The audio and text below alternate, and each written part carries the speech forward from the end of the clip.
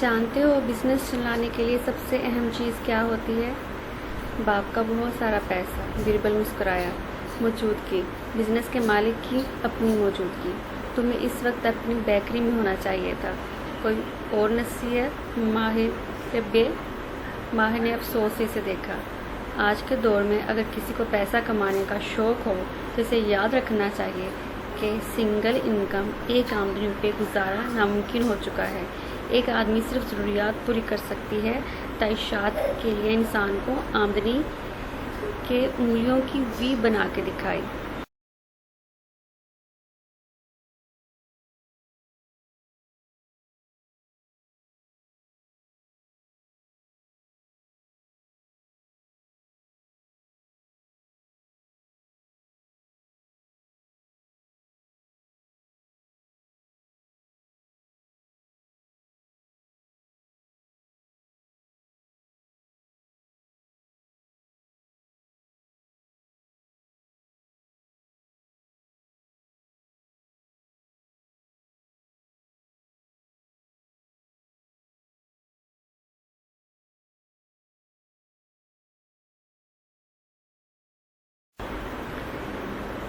زرینہ حال میں ایک اسٹاف کے ساتھ کھڑی چند کاغذات دیکھ رہی تھی۔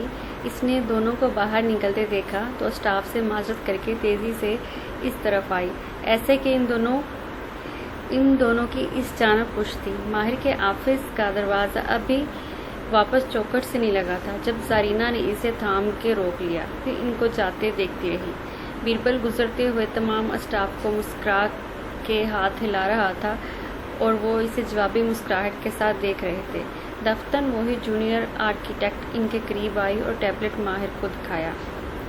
اب بہت امید سے اس نے اپنے باس کے چہرے کو دیکھا جس نے اس کے کام پہ صرف ایک نظر ڈالی تھی۔ تمہارے فلور پلانس کی سرکولیشن میں سیکیورٹی گیپ ہے۔ یہ بینک بلڈنگ ہے، تمہارا گھر نہیں۔ گھور کے اسے دیکھا۔ دوبارہ سے بناؤ۔ لڑکی نے خفگی سے ٹیپ واپس لیا اور پیر پٹک کے آگے بڑھ گئی۔ وہ دل میں تمہیں سائیکوپیتھی کہہ رہی ہوگی۔ بیربل نے اس کے قریب سرگوشی کی۔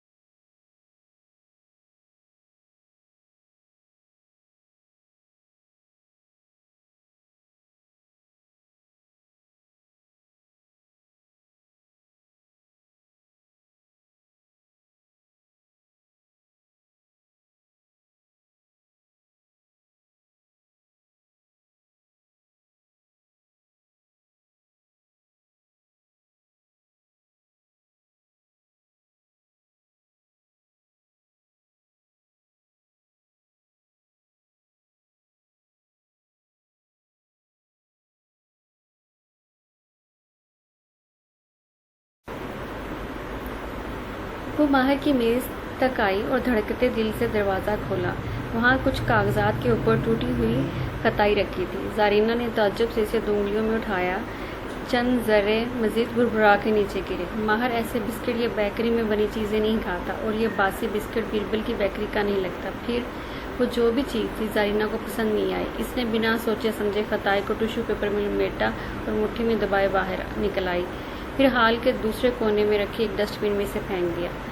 ولا کے چھت پہ ایک اوپن ایئر کیفے بنا تھا۔ استنبول پر اترتی وہاں شاپ سے دکھائی دے رہی تھی۔ اطراف کی اسٹریٹ کے نیچے سرسبز درخت آنکھوں کو ٹھنڈک پہنچا رہے تھے۔ ماہر اور بیربل ایک میز پر آمنے سامنے بیٹھے تھے اور شبنم کافی کے 2 کپ ان کے سامنے رکھ رہی تھی۔ تمہاری پسندیدہ کافی، بیربل کوکونٹ ملک کے ساتھ، اس نے مسکرا کے اطلاع دی۔ بیربل نے کپ اٹھایا اور آنکھیں بند کر کے سونگھا، پھر داد دینے والے انداز میں اسے دیکھا۔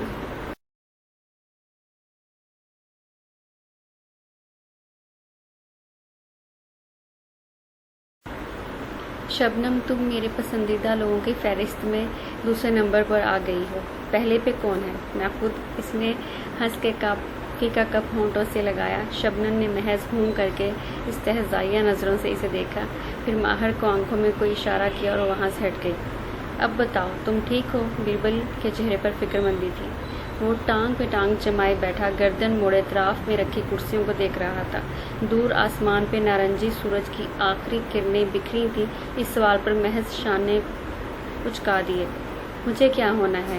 کیا ہم نے تمہیں زبردستی اس لڑکی سے دور کر کے برا کیا ہے؟ بیربل سنجیدگی سے پوچھ رہا تھا۔ ماہر کی بھوری آنکھیں ڈوبتے سورج پہ جمی تھیں۔ مجھے کوئی کسی کام پر مجبور نہیں کر سکتا مالک، اور تم نے مجھے صرف یاد کروایا تھا کہ میں فوکس لوز کر رہا ہوں، اور جو ہوا ٹھیک ہوا۔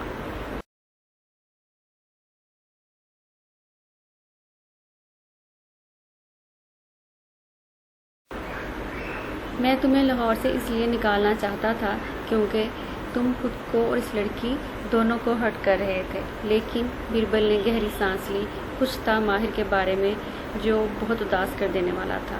لیکن اگر تم اس سے دور رہ کے خوش نہیں ہو تو اس کے پاس واپس جاؤ، اس سے معافی مانگو اور پھر فیصلہ کرو۔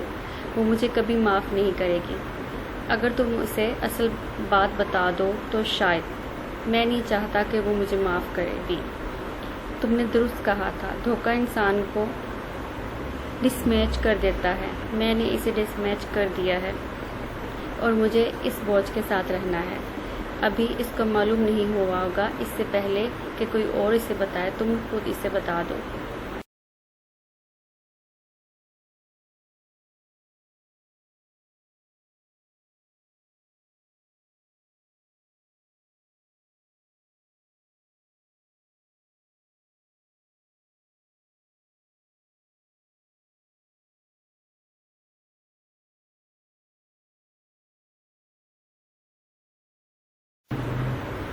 اگر محبت ہو گئی ہے تو پھر اسے چھوڑ کے کیوں آئے ہو؟ واپس جاؤ، معافی مانگو، ورنہ موو آن کیسے کرو گے؟ میں معاملہ ختم کر چکا ہوں۔ وہ سر جھکائے قہوے کی پیالی کو دیکھ رہا تھا۔ کیا فائدہ ہوا اس لڑکی کا دل دکھانے کا؟ بیربل افسوس سے سر ہلاتا کہہ رہا تھا۔ تمہیں یقین تھا کہ وہ کچھ جانتی ہے؟ اگر واقعی ایسا ہوتا تو تمہیں مالک کی بات نہ ماننی پڑتی۔ وہ کچھ نہیں جانتی تھی۔ وہ واپس گردن موڑ کے بادلوں کو دیکھنے لگا جس کے کنارے سرخ ہو رہے تھے۔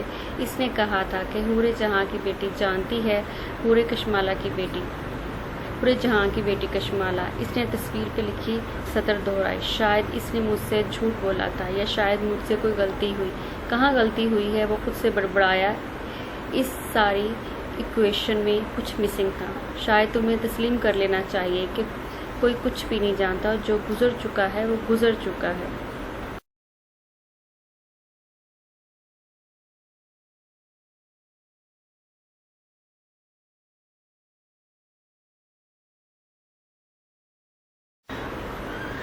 جیسے ہم نے سمجھوتا کر لیا ہے تم بھی کر لو۔ بیربل کا لہجہ سنجیدہ تھا۔ تم صرف ایک کام کر سکتے ہو، اس لڑکی سے ملنے جاؤ یا اس سے بات کرو، اس کو سچ بتاؤ۔ کیا بتاؤں؟ یہ کہ میں اپنا انتقام لینے نکلا تھا، یا یہ کہ میں اس کی حفاظت کرنا چاہتا تھا؟ ماہر نے سر جھٹکا اور قہوے کا آخری گھونٹ اندر اتارا۔ سچ مجھے معافی نہیں دلوائے گا بیربل چند لمحے اسے دیکھتا رہا۔ تیسری بات بتاؤ، وہ بولا تو اس کی آواز مدھم تھی۔ ماہر فرید کے چہرے پر تلخی ابھری لیکن وہ اسے دبا گیا۔